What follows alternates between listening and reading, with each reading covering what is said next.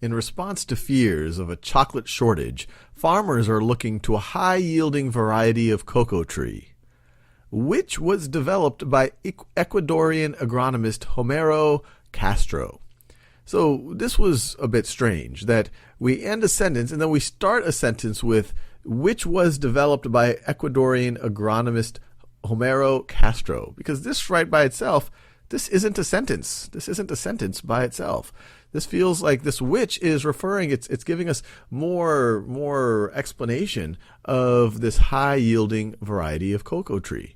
So I definitely don't want to separate it as a separate sentence. So I'm going to change it. So I'm going to scratch out no change. So let's look at this choice. So this says, farmers are looking to a high-yielding variety of cocoa tree, comma, which was developed by Ecuadorian agronomist Homero Castro.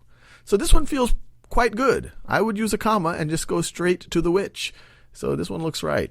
So let's look at the other choices.